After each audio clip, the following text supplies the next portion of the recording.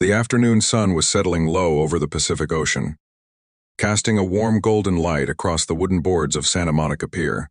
The smell of salt air mixed with funnel cake and engine oil, and the distant laughter of children riding the Ferris wheel, floated through the breeze like something from a dream.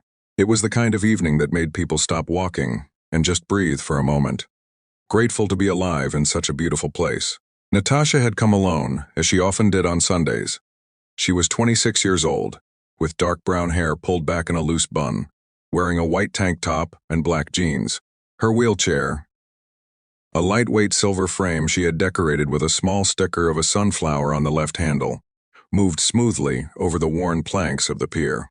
She had learned to navigate this boardwalk with the kind of quiet confidence that only comes from years of practice.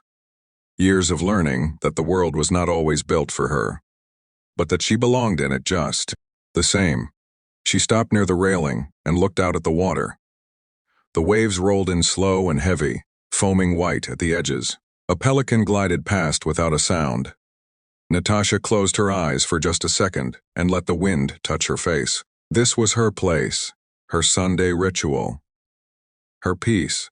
She had grown up in Los Angeles, the daughter of Russian immigrants who had worked double shifts and smiled through exhaustion so she could have a good life. Her mother, Irina, always said that dignity was not something the world gave you. It was something you carried. Natasha had carried it every single day since the accident, at 17, that had taken the use of her legs. She had carried it through the hospital, through the therapy, through the stairs on the bus, and the sighs in the grocery store. She carried it now, parked at the edge of the pier, watching the ocean do what it always did, simply move forward without apology. She did not hear them coming at first. The sound of boots on wood, loud voices, the kind of laughter that is not really about anything funny, but about showing other people that you do not care about them at all. There were 3 of them. Young men, probably early 20s, wearing matching leather cuts with patches she did not recognize. They moved through the crowd, the way some people do when they have decided, somewhere deep down, that the world exists for their entertainment. People stepped aside for them without being asked. A couple near the railing quietly moved away.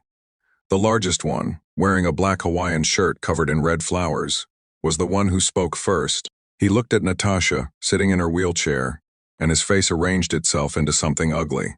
"Move, Cripple," he said. Not loud, almost casual. Like she was a shopping cart left in a parking space. Natasha turned her head slowly and looked at him. She did not flinch. She had heard worse. That was the saddest part. "Excuse me," she said, her voice steady. The second one, tall, and wearing a gray shirt, laughed. Not because it was funny, because laughing is what some people do when they want to make something worse. The large one stepped closer. He looked down at her wheelchair, and then, in a motion so sudden and casual that it felt almost unreal, he kicked the side of her chair, not hard enough to tip it, just enough to move it, just enough to make a point, just enough to say, without saying it, that he saw her as less than a person in his way. Natasha grabbed the wheels and steadied herself. Her jaw was tight. Her eyes were steady. But something trembled behind them, something private that she had spent years keeping locked away. "You think this is funny," she said quietly. Not a question, just a statement placed carefully in the air between them. The third man, leaning against a post with his arms crossed and a smirk on his face, said nothing. He just watched.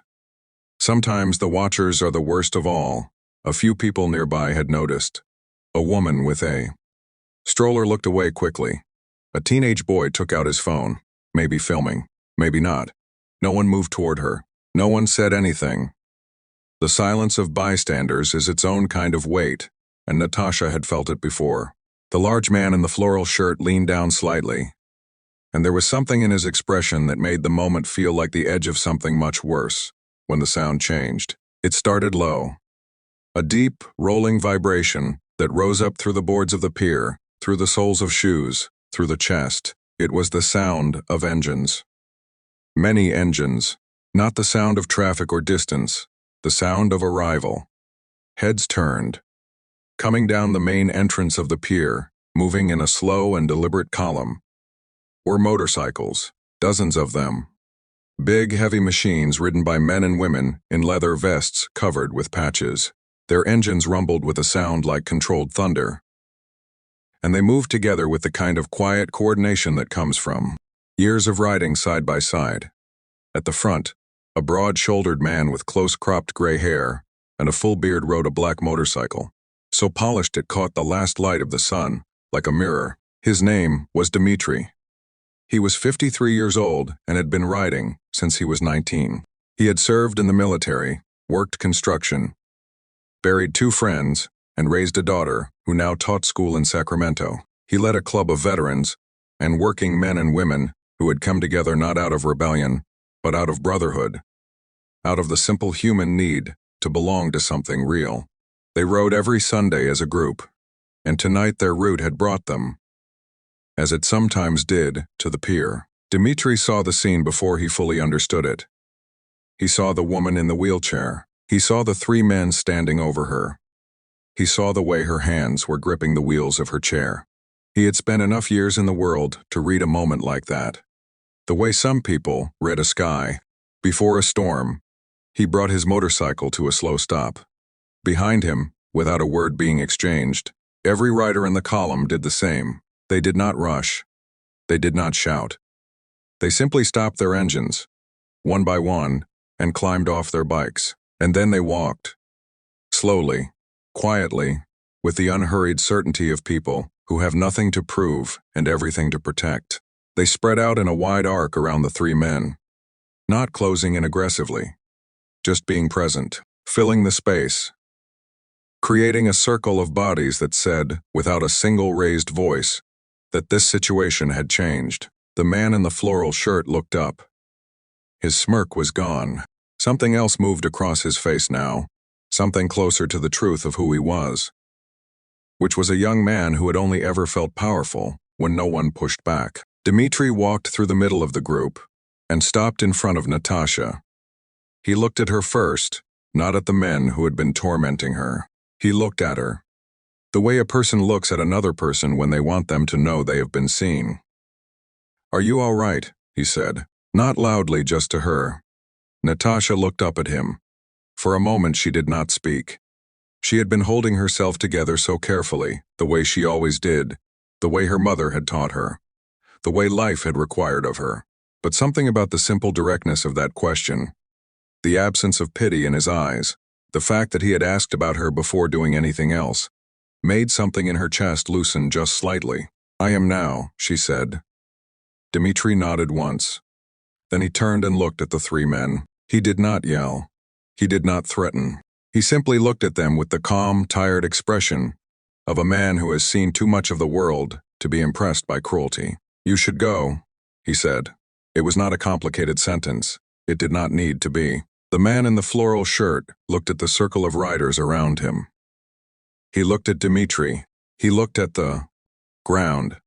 And then, with the deflated, shuffling energy of a balloon losing air, he turned and walked away. The other 2 followed without a word. No one cheered. No one made a speech. The crowd that had gathered watched them leave, and the sound that filled the pier after they were gone was just the ocean, and the Ferris wheel, and the soft idle of engines being shut off one by one. Dmitri crouched down beside Natasha's wheelchair, so that his eyes were level with hers. Behind him, his riders were spreading out across the pier, talking quietly, buying food from the stands, giving her space without abandoning her. "I'm Dmitri," he said. "Natasha," she replied. "Russian," he said with a small, genuine smile. It was not a question. "My parents," she said. "From St. Petersburg." He nodded. "Mine from Volgograd. Long time ago." There was a quiet between them that was not uncomfortable.